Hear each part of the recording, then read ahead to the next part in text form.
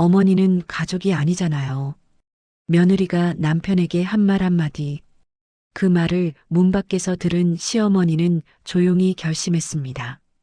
30년간 시장 바닥에서 허리 굽혀 모은 돈으로 산 7억짜리 집을 팔아버리기로, 아들 부부가 출근한 사이 이사를 마치고 식탁 위에 남긴 건 단 한 장의 쪽지와 잔액 0원인 통장 사본. 너희 몫이 아닌 것을 탐했던 대가라고 생각해라. 지금부터 그 이야기를 시작합니다. 이 영상이 도움이 되셨다면 구독과 좋아요 부탁드립니다. 알림 설정까지 해주시면 새로운 이야기를 가장 먼저 만나보실 수 있습니다. 나금자 여사는 올해 68이었습니다. 그녀의 인생은 평탄하지 않았습니다. 26에 결혼해서 남편과 함께 서울 외곽의 작은 시장에서 반찬 가게를 시작했습니다. 새벽 4시에 일어나 시장에 나가 채소를 다듬고 밤 10시가 넘어서야 집에 돌아오는 삶이었습니다. 남편은 성실했지만 사업수완은 없었습니다. 가게가 어려워질 때마다 금자 여사가 밤새워 새로운 반찬 레시피를 개발하고 단골 손님들을 하나하나 챙기며 가게를 살렸습니다. 그렇게 20년을 일했습니다. 손은 거칠어졌고 허리는 굽었지만 통장에는 조금씩 돈이 모였습니다. 아들 준수가 대학을 졸업할 무렵 남편이 갑작스럽게 세상을 떠났습니다. 심장마비였습니다. 금자 여사는 장례를 치르고 혼자 남았습니다. 하지만 주저앉을 시간이 없었습니다. 아들의 취업, 결혼 준비금이 필요했습니다. 금자 여사는 더 악착같이 일했습니다. 반찬 가게에 김치도 팔고 명절에는 전을 부쳐 팔았습니다. 손님들은 금자 여사의 김치가 맛있다고 소문을 냈고 주문이 밀려들었습니다. 그렇게 10년을 더 일했습니다. 45이었습니다. 금자 여사는 드디어 서울 외곽의 25평 아파트를 샀습니다.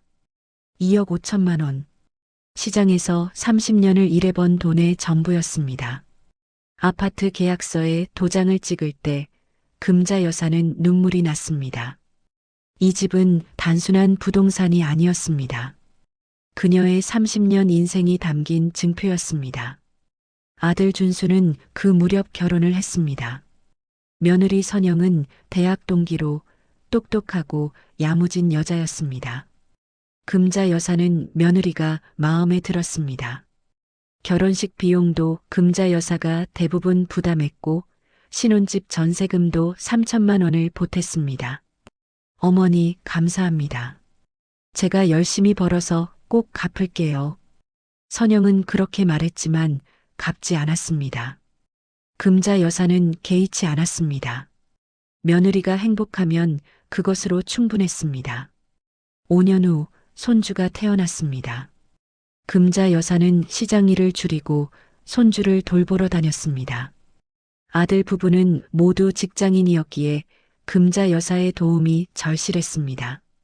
금자 여사는 기꺼이 도왔습니다.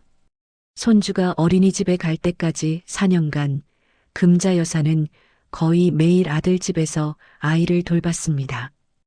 허리는 더 굽었고 무릎은 아팠지만 손주의 웃음소리를 들으면 행복했습니다. 이것이 가족이라고 생각했습니다. 10년이 흘렀습니다. 금자 여사는 65이 되었고 시장 일을 완전히 그만두었습니다. 몸이 예전 같지 않았습니다. 아들 준수는 중견 기업 과장으로 일했고 며느리 선영은 회계사로 일했습니다. 두 사람의 수입이 괜찮아 보였지만 지출도 많았습니다. 아이의 학원비, 차 할부금, 주말마다 나가는 외식비. 그러던 어느 날 아들이 금자 여사를 찾아왔습니다. 엄마, 제가 회사를 그만두고 창업을 하려고 합니다. 창업? 무슨 창업? IT 관련 사업인데요. 친구랑 같이 하기로 했어요. 안정적인 수입이 있을 거예요. 금자 여사는 불안했지만 아들을 믿기로 했습니다. 아들은 이제 40이 넘은 어른이었습니다. 하지만 불안감은 현실이 되었습니다. 창업 1년 만에 아들의 사업은 실패했습니다. 투자자를 구하지 못했고 개발한 앱은 시장에서 외면받았습니다. 아들 준수는 빚을 지게 되었습니다. 5천만 원. 사업 자금으로 대출받은 돈이었습니다. 며느리 선영의 태도가 달라지기 시작한 것은 그 무렵이었습니다. 명절에도 시어머니 집에 오지 않았고 전화도 잘 받지 않았습니다. 금자 여사가 손주를 보러 가면 귀찮다는 표정을 지었습니다. 어느 날 선영이 금자 여사를 따로 만나자고 했습니다. 카페에서 만난 선영은 돌려 말하지 않고 본론으로 들어갔습니다. 어머님, 아파트 시세 아세요? 글쎄, 얼마 되려나. 살 때는 2억 5천이었는데 지금은 7억 원이에요. 5억 원 넘게 올랐어요. 금자 여사는 놀랐습니다. 자신의 집이 그렇게 올랐다는 것을 몰랐습니다. 어머님, 저희가 지금 정말 어려워요. 준수 오빠가 빚도 있고 저희 전세 만기도 다가오고 어머님 집을 팔아서 저희가 집을 사면 어떨까요? 집을 판다고? 네, 어머님은 저희랑 같이 사시면 되잖아요. 그럼 어머님도 외롭지 않으시고 저희는 빚도 갚고 집도 살 수 있고. 금자 여사는 당황했습니다. 자신의 집을 팔라는 말이었습니다. 선영아, 이 집은 내가 30년 동안 시장에서 일해서 산 거란다. 쉽게 팔 수 없어. 어머님, 어차피 나중에 어머님 돌아가시면 저희한테 상속될 재산이잖아요. 지금 쓰는 게 뭐가 문제예요? 금자 여사는 며느리의 말에 가슴이 철렁했습니다. 자신이 죽으면 아들에게 갈 재산이니 지금 달라는 말이었습니다. 선영아, 그런 식으로 생각하면 안 되지. 이 집은 아직 내 집이야. 어머님이 고집 부리시면 저희는 어떡해요? 진짜 길거리에 나앉을 것 같아요. 선영은 눈물까지 흘렸습니다. 금자 여사는 마음이 약해졌지만 쉽게 결정할 수 없었습니다. 생각해 볼게. 시간 좀 줘. 그날 이후 며느리의 압박은 계속되었습니다. 일주일에 한두 번씩 전화가 왔고 문자 메시지도 보내왔습니다. 어머님, 생각해 보셨어요? 저희 정말 급해요. 어머님도 가족 아니세요? 아들 준수도 어머니를 찾아왔습니다. 엄마, 선영이가 요즘 너무 힘들어해요. 제 사업이 실패해서 그런데 엄마가 좀 도와주시면 안 될까요? 준수야, 엄마도 노후 자금이 필요해. 이 집 팔면 엄마는 어디서 살아야 하니? 엄마, 저희랑 같이 사시면 되잖아요. 제가 모실게요. 금자 여사는 아들의 말을 믿고 싶었지만 며느리의 차가운 태도를 생각하면 불안했습니다. 준수야, 엄마가 좀 더 생각해 볼게. 하지만 압박은 더 심해졌습니다. 며느리는 급기야 금자 여사 집에 직접 찾아와 부동산 시세표를 보여주며 설득했습니다. 어머님 보세요. 어머님 동네는 재개발 예정 지역이에요. 지금 팔면 7억인데 나중에 팔면 더 오를 수도 있어요. 그럼 저희가 더 큰 집 사드릴게요. 선영아, 엄마는. 어머님은 왜 이렇게 고집이 세세요? 정말 답답하네요. 금자 여사는 며느리의 말투에서 짜증을 느꼈습니다. 하지만 참았습니다. 가족이니까. 그날 밤 금자 여사는 잠이 오지 않아 화장실에 가려고 일어났습니다. 거실을 지나가는데 아들의 방에서 불빛이 새어나왔습니다. 문틈 사이로 아들과 며느리의 대화가 들렸습니다. 금자 여사는 화장실에 가려다가 멈췄습니다. 며느리의 목소리가 들렸습니다. 여보, 시어머니 진짜 답답해 죽겠어. 그냥 집 파시면 되잖아요. 왜 이렇게 고집이세요? 아들 준수의 목소리가 들렸습니다. 선영아, 엄마 입장도 이해해줘. 평생 모은 돈으로 산 집인데. 이해는 무슨. 어차피 나중에 우리 거 될 건데 지금 쓰면 되잖아요. 시어머니가 혼자 그 큰 집에서 뭐 하시게요? 우리랑 같이 사시면 되지. 그래도는 무슨, 솔직히 말하면 어머니는 가족이 아니잖아요. 금자 여사는 그 순간 숨이 멎는 것 같았습니다. 며느리의 목소리는 계속되었습니다. 어머니는 그냥 세입자처럼 저희한테 잠시 빌려주시는 분이라고 생각해야죠. 가족이면 당연히 어려울 때 도와줘야 하는 거 아니에요? 근데 시어머니는 본인 집만 지키려고 하시잖아요. 선영아, 그렇게 말하면 안 돼. 뭐가 안 돼요? 사실이잖아요. 여보는 너무 착해요. 효자 노릇한다고 인생 낭비하지 말아요. 금자 여사는 더 이상 듣지 못하고 조용히 자기 방으로 돌아갔습니다. 침대에 누웠지만 잠은 오지 않았습니다. 며느리의 말이 계속 귓가에 맴돌았습니다. 어머니는 가족이 아니잖아요. 30년간 허리 굽혀 일한 것, 아들을 키운 것, 며느리 결혼 비용을 댄 것, 손주를 돌본 것. 그 모든 것이 가족이 아니라 세입자가 한 일이었단 말인가. 금자 여사는 눈물이 났습니다. 하지만 소리내어 울 수 없었습니다. 아들이 들을까봐. 그날 밤 금자 여사는 결심했습니다. 더 이상 가족이라는 이름 아래 자신을 지우며 살지 않겠다고. 이 집은 나금자의 30년 인생이고 아무도 그것을 빼앗을 수 없다고. 다음 날 아침 금자 여사는 평소처럼 아침을 먹고 산책을 나갔습니다. 하지만 발걸음은 부동산 중개소로 향했습니다.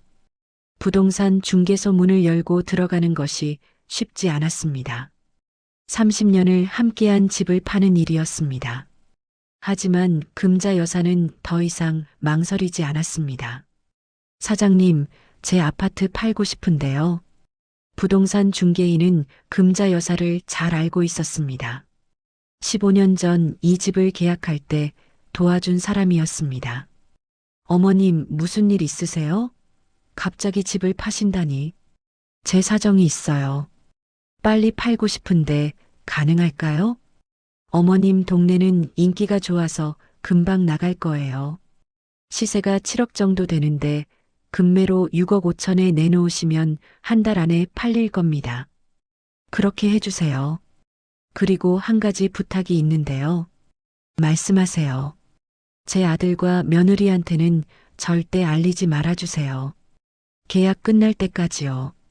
부동산 중개인은 금자 여사의 단호한 표정을 보고 더 이상 묻지 않았습니다.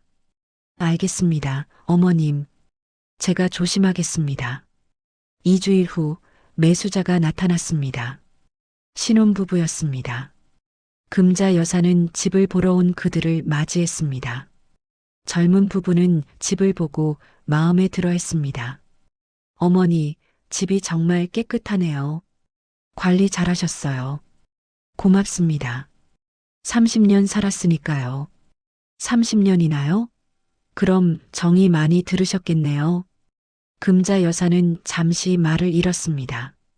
정이 들었죠. 하지만 더 이상 머물 수 없는 집이 되었습니다. 그렇죠. 하지만 이제 젊은 분들이 새로운 가정을 꾸리시는 게 좋을 것 같아요. 계약은 일사천리로 진행되었습니다. 금자 여사는 계약서에 도장을 찍었습니다. 손이 떨렸지만 후회는 없었습니다. 계약금을 받고 한 달 후 잔금을 받기로 했습니다. 금자 여사는 그 한 달 동안 새로운 집을 알아보았습니다. 서울 외곽의 신축 오피스텔을 찾았습니다. 2억 원짜리 작은 공간이었지만 깨끗하고 관리가 편했습니다. 무엇보다 이 집은 오직 나금자만의 공간이 될 것이었습니다. 금자 여사는 오피스텔 계약도 마쳤습니다. 그리고 남은 4억 5천만 원은 은행에 정기예금으로 넣었습니다. 연 4% 이자면 1년에 1,800만 원, 한 달에 150만 원, 국민연금과 합치면 한 달에 250만 원 정도의 수입이 생겼습니다. 혼자 살기에 충분한 금액이었습니다. 금자 여사는 시장 동료들에게 하나씩 연락했습니다. 30년을 함께 일한 사람들이었습니다. 금자야, 진짜 집 팔아? 응, 팔았어. 아들한테 줘? 아니, 내가 쓸 거야. 잘했어. 너도 이제 내 인생 살아야지. 친구들은 금자 여사의 결정을 응원해 주었습니다.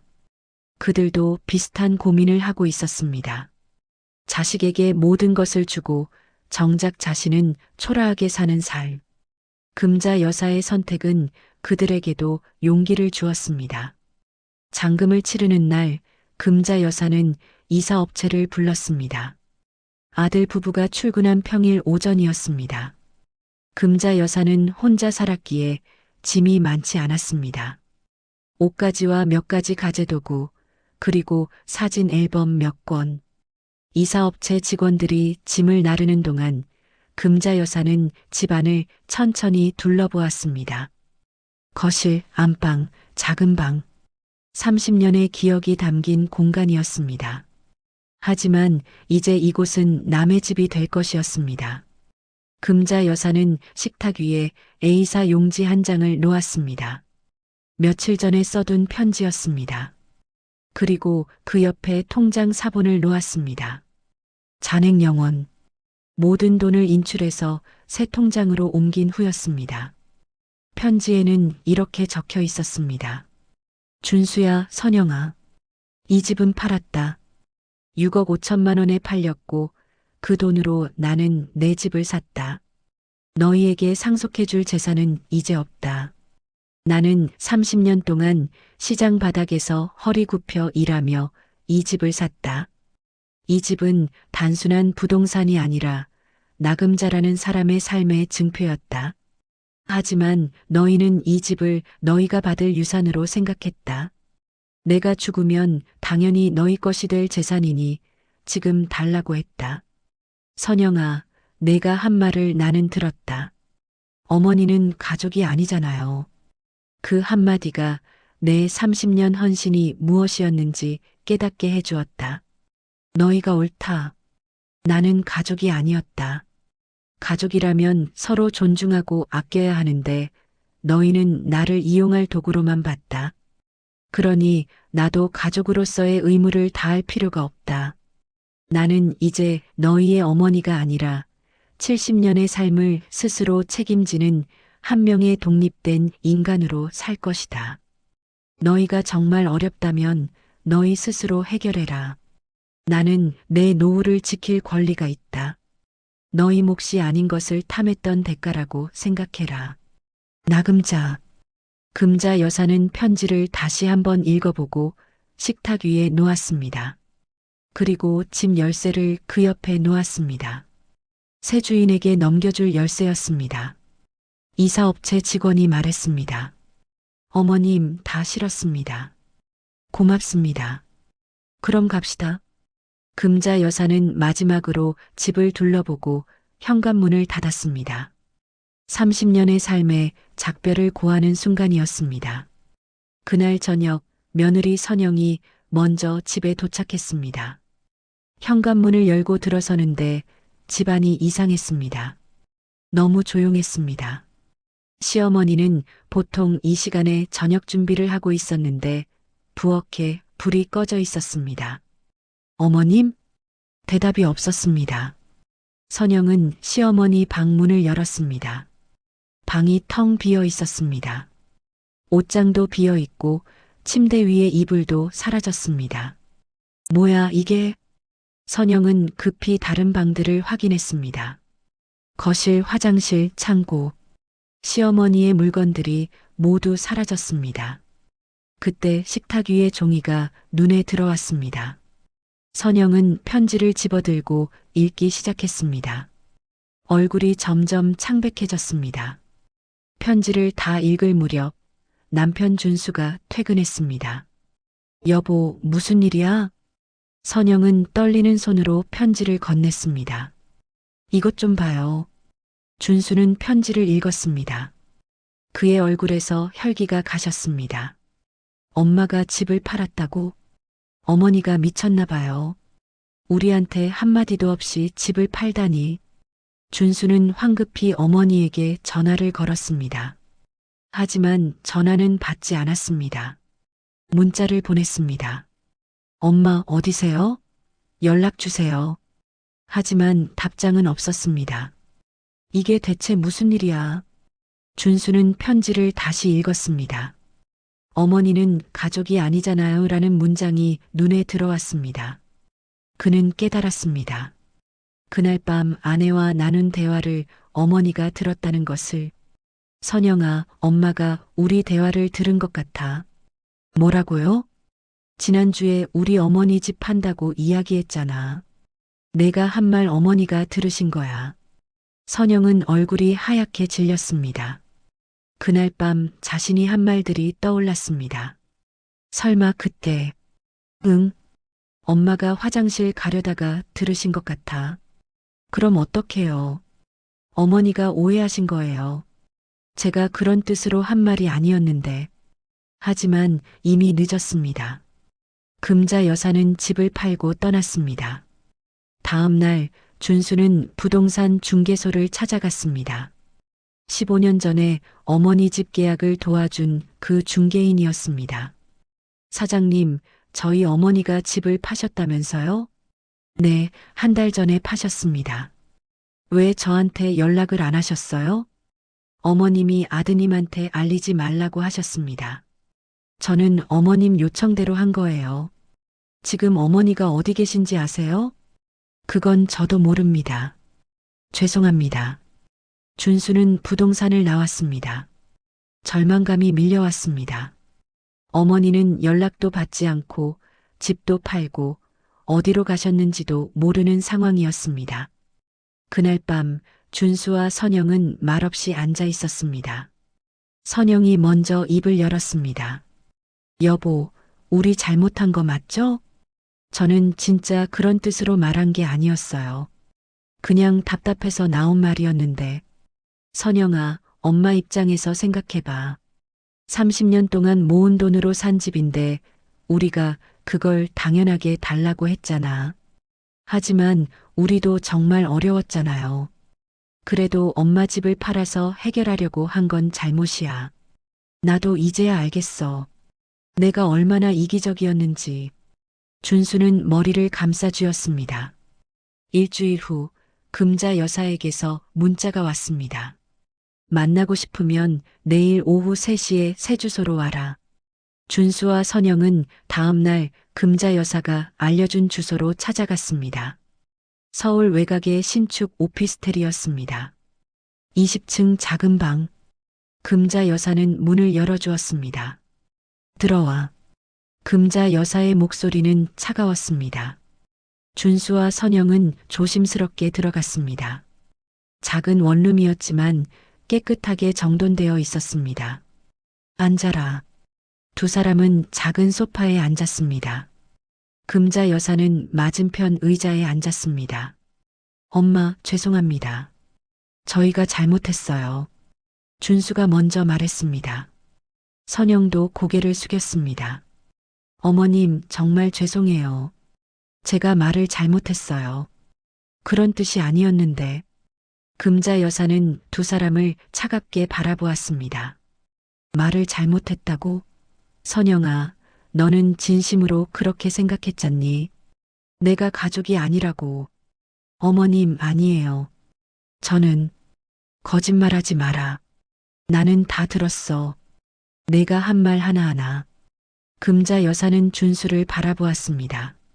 준수야, 너도 마찬가지야. 내가 사업 실패한 건 내 책임이야. 그걸 엄마 집 팔아서 해결하려고 했잖니. 엄마, 저도 정말 죄송해요. 제가 철없었어요. 엄마가 얼마나 힘들게 그 집을 사셨는지 생각 못했어요. 이제야 알았니? 늦었어. 선영이 무릎을 꿇었습니다. 어머님, 제발 용서해 주세요. 저희가 잘못했어요. 집을 다시 사드릴게요. 제발 저희랑 같이 사세요. 금자 여사는 고개를 저었습니다. 너희가 내게 사줄 집은 필요 없다. 나는 이미 내 집이 있어. 이 작은 공간이 내게는 충분해. 하지만 어머님, 이렇게 작은 곳에서 어떻게? 금자 여사가 단호하게 말했습니다. 선영아, 너는 아직도 모르는구나. 집의 크기가 중요한 게 아니야. 이 집은 오직 나만의 공간이야. 아무도 나를 무시하지 않고 아무도 내 재산을 탐하지 않는 곳이지. 금자 여사는 일어나서 창문 쪽으로 걸어갔습니다. 햇살이 들어오는 작은 창문이었습니다. 나는 30년 동안 너희를 위해 살았어. 준수를 키우고 선영이 결혼 비용도 대주고 손주도 돌보고 그게 가족이라고 생각했어. 하지만 너희는 그걸 당연한 희생으로 여겼어. 어머님, 이 집은 단순한 벽돌과 시멘트가 아니야. 이 집은 나금자라는 사람의 30년 존엄이었어. 내가 새벽 4시에 일어나 시장에 나가고 밤 10시에 들어오며 손이 트고 허리가 굽어가며 번 돈으로 산 거야. 금자 여사의 목소리에 감정이 실렸습니다. 너희가 나를 가족으로 대하지 않았으니 나 역시 내 재산권을 가족에게 양보할 의무가 없어. 이게 내 선택이야. 준수가 눈물을 흘리며 말했습니다. 엄마, 제가 정말 잘못했어요. 제가 너무 이기적이었어요. 제발 다시 기회를 주세요. 기회? 준수야, 나는 내가 변하기를 바라지 않아. 이미 너는 40이 넘었고 선영이도 성인이야. 너희가 변할 때가 아니야. 금자 여사는 다시 두 사람을 바라보았습니다. 나는 이제 너희의 어머니가 아니라 70년의 삶을 스스로 책임지는 한 명의 독립된 주체로 살 거야. 너희도 너희 인생을 스스로 책임져라. 엄마, 그럼 우리는? 너희는 너희가 만든 문제를 스스로 해결해라. 나는 더 이상 너희 뒤치다꺼리 안 할 거야. 금자 여사는 현관문을 열었습니다. 이제 가거라. 다시는 나를 찾아오지 마라. 명절에도 오지 말고 전화도 하지 마라. 엄마, 나가. 금자 여사의 목소리에는 단호함이 있었습니다. 준수와 선영은 더 이상 할 말이 없었습니다. 두 사람은 고개를 숙이고 문을 나섰습니다. 문이 닫히고 금자 여사는 혼자 남았습니다. 그녀는 창가에 앉아 밖을 바라보았습니다. 눈물이 흘렀지만 후회는 없었습니다. 한 달이 지났습니다. 금자 여사는 새로운 일상에 적응하고 있었습니다. 아침에 일어나면 혼자 아침을 먹고 근처 공원을 산책했습니다. 오후에는 문화센터에서 하는 요리 강좌를 들었습니다. 요리 강좌는 금자 여사에게 새로운 세계였습니다. 30년간 반찬만 만들던 그녀였지만 이제는 양식, 일식, 디저트까지 배우고 있었습니다. 강사는 젊은 요리사였고 수강생들은 대부분 금자 여사와 비슷한 나이의 여성들이었습니다. 금자 씨, 오늘 만든 티라미수 정말 맛있어요. 고마워요. 처음 만들어 본 건데 잘 된 것 같아요. 금자 씨는 손재주가 좋으시네요. 시장에서 일하셨다고 하셨죠? 네, 30년 동안 반찬 가게 했어요. 대단하세요. 저는 평생 주부로만 살았는데 금자 여사는 수강생들과 친해졌습니다. 다들 비슷한 고민을 가지고 있었습니다. 자식에게 모든 것을 주고 자신은 뒷전인 삶. 금자 여사는 자신의 이야기를 조금씩 나누었습니다. 저는 집을 팔았어요. 아들 부부가 제 재산을 탐해서요. 정말요? 대단한 결정이셨네요. 처음엔 힘들었어요. 하지만 지금은 후회 없어요. 이제 저는 저를 위해 살 거예요. 금자 여사의 이야기는 수강생들에게 용기를 주었습니다. 몇몇은 금자 여사에게 조언을 구하기도 했습니다. 금자 씨, 저도 아들이 제 전세금을 달라고 하는데 어떻게 해야 할까요? 주지 마세요. 그건 당신 노후 자금이에요. 아들은 스스로 해결해야 해요. 하지만 가족인데, 가족이라고 해서 모든 걸 희생할 필요는 없어요. 당신도 존중받을 권리가 있어요. 금자 여사는 점점 자신감을 되찾아갔습니다. 68배 나이에 새로운 삶을 시작한다는 것이 쉽지 않았지만 매일이 새로웠습니다. 어느 날 금자 여사는 시장 동료들과 저녁 식사를 했습니다. 30년을 함께 일한 사람들이었습니다. 금자야, 요즘 얼굴이 밝아졌다. 그래, 나도 그런 것 같아. 아들한테서 연락 왔니? 아니, 없어. 나도 연락 안 해. 그게 나을 수도 있어. 너무 가까우면 서로 힘들잖아. 맞아. 이제는 내 인생 살고 싶어. 친구들은 금자 여사의 결정을 응원했습니다. 그들 중 몇몇도 비슷한 선택을 준비하고 있었습니다. 반년이 지났습니다. 금자 여사는 69생일을 맞이했습니다. 혼자서 작은 케이크를 사서 촛불을 켰습니다. 외롭지 않았습니다. 오히려 평화로웠습니다. 그날 오후 문 앞에 편지 한 통이 배달되었습니다. 보내는 사람은 손주 민호였습니다. 이제 12살. 금자 여사는 편지를 열었습니다. 할머니, 저 민호예요. 할머니 잘 지내세요? 저는 할머니가 보고 싶어요. 엄마 아빠가 요즘 자주 싸워요.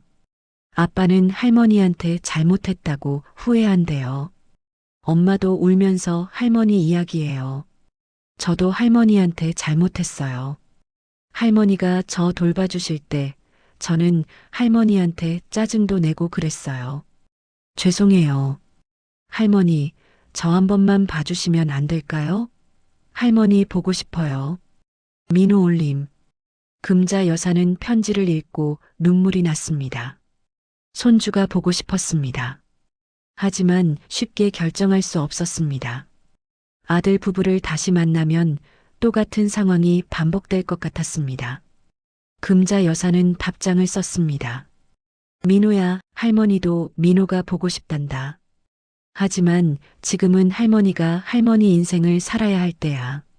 민호야, 할머니가 한 가지 가르쳐 줄게. 사람은 누구나 자기 인생을 살 권리가 있어. 할머니도, 엄마 아빠도, 민호도 마찬가지야. 할머니는 30년 동안 다른 사람을 위해 살았어. 이제는 할머니를 위해 살고 싶어. 민호가 커서 어른이 되면 그때 할머니를 찾아와. 그때는 할머니가 기꺼이 만나줄게. 할머니는 언제나 민호를 사랑한단다. 할머니가. 금자 여사는 편지를 붙였습니다. 손주를 사랑하지만 자신의 경계를 지키는 것이 더 중요했습니다. 1년이 지났습니다. 금자 여사는 이른을 맞이했습니다. 그녀의 삶은 완전히 달라져 있었습니다. 문화센터 요리 강좌를 마치고 이제는 작은 블로그를 운영하고 있었습니다. 나금자의 인생 레시피라는 블로그였습니다. 블로그에는 요리 레시피뿐만 아니라 시니어로서 독립적으로 사는 방법, 노후 자금 관리 등의 내용이 담겨 있었습니다. 많은 사람들이 금자 여사의 블로그를 읽고 용기를 얻었습니다. 어느 날 한 독자가 댓글을 남겼습니다. 금자님, 저도 비슷한 상황이에요. 아들이 제 집을 팔라고 해요. 어떻게 해야 할까요? 금자 여사는 답글을 달았습니다. 당신의 집은 당신 것입니다. 아들이라고 해서 함부로 요구할 권리가 없어요. 당신의 노후를 지키세요. 가족이라는 이름으로 희생을 강요받을 필요가 없습니다. 금자 여사의 블로그는 점점 유명해졌습니다. 언론에서도 관심을 가졌습니다. 한 지역 신문에서 인터뷰 요청이 왔습니다. 금자 씨, 1년 전에 큰 결정을 하셨다고 들었습니다. 후회는 없으세요? 전혀 없습니다. 오히려 1년 전에 결정하길 잘했다고 생각해요. 아드님과는 연락하시나요? 아니요. 저는 제 선택을 존중받고 싶고 아들도 자기 삶을 살아가고 있을 거예요. 시니어 분들에게 해주고 싶은 말씀이 있으신가요? 금자 여사는 잠시 생각하다가 말했습니다. 자식을 사랑하는 것과 자식에게 모든 것을 주는 것은 다릅니다. 우리도 존엄한 인간이고 우리 인생을 살 권리가 있어요. 가족이라는 이름으로 희생을 당연시하지 마세요. 당신의 노후를 지키세요. 인터뷰 기사가 나간 후 많은 반응이 있었습니다. 일부는 금자 여사를 이기적이라고 비난했지만 대부분은 응원의 메시지를 보냈습니다. 2년이 지났습니다. 금자 여사는 72이 되었습니다. 그녀는 이제 작은 카페를 운영하고 있었습니다. 정기예금 이자로 카페 보증금을 마련하고 손수 인테리어를 하고 직접 요리를 만들어 파는 카페였습니다. 카페 이름은 나금자의 집이었습니다. 작지만 따뜻한 공간이었습니다. 손님들은 대부분 금자 여사와 비슷한 나이의 시니어들이었습니다. 그들은 카페에서 차를 마시며 서로의 이야기를 나누었습니다. 어느 날 오후 카페 문이 열리고 젊은 남자가 들어왔습니다. 이제 20살이 된 손주 민호였습니다. 할머니, 금자 여사는 민호를 알아보고 놀랐습니다. 민호야? 네, 할머니. 저예요. 민호는 훌쩍 커 있었습니다. 금자 여사는 반가우면서도 조심스러웠습니다. 어떻게 여기를? 할머니 블로그 보고 찾아왔어요. 카페를 하신다는 거 알았어요. 민호는 자리에 앉았습니다. 금자 여사는 커피를 내왔습니다. 민호야, 많이 컸구나. 네, 이제 대학생이에요. 할머니, 그동안 잘 지내셨어요? 응, 할머니는 잘 지냈어. 민호는? 저도 잘 지냈어요. 아빠 엄마는 많이 후회하세요. 할머니한테 정말 잘못했다고. 금자 여사는 잠시 침묵했습니다. 민호야, 할머니는 아빠 엄마를 미워하지 않아. 다만 할머니는 할머니 인생을 살고 싶었을 뿐이야. 알아요, 할머니. 저도 이제는 이해해요. 할머니가 왜 그런 선택을 하셨는지. 민호는 가방에서 편지를 꺼냈습니다. 할머니, 이거 아빠가 드리라고 했어요. 금자 여사는 편지를 받았지만 열지 않았습니다. 민호야, 할머니는 아빠 편지를 읽지 않을 거야. 하지만 민호는 언제든지 환영이야.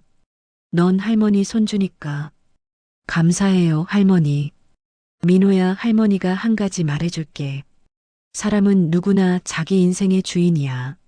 할머니도 아빠도 민호도 마찬가지야.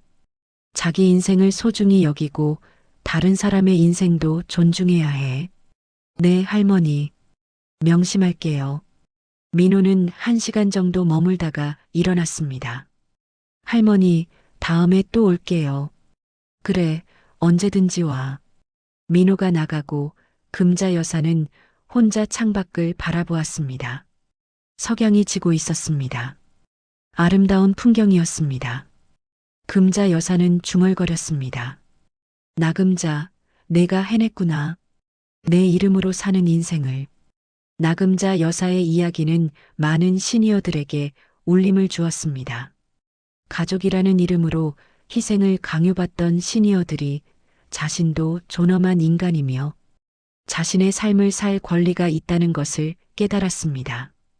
금자 여사가 집을 판 것은 단순히 재산권을 행사한 것이 아니었습니다. 그것은 30년간 억눌렸던 자존감을 되찾는 선언이었습니다. 나는 가족의 도구가 아니라 독립된 한 명의 인간이다라는 외침이었습니다. 우리 사회는 시니어들에게 끊임없이 희생을 요구합니다. 자식을 위해, 손주를 위해, 가족을 위해. 하지만 시니어들도 자신의 꿈과 행복을 추구할 권리가 있습니다.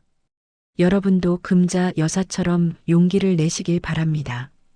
여러분의 재산은 여러분 것입니다. 여러분의 인생도 여러분 것입니다.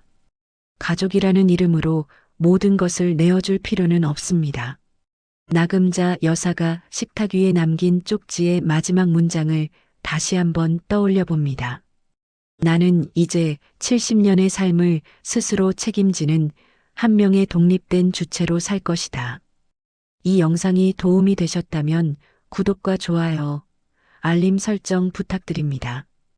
여러분의 따뜻한 응원이 더 좋은 이야기를 만드는 힘이 됩니다. 다음 영상에서 또 뵙겠습니다. 감사합니다.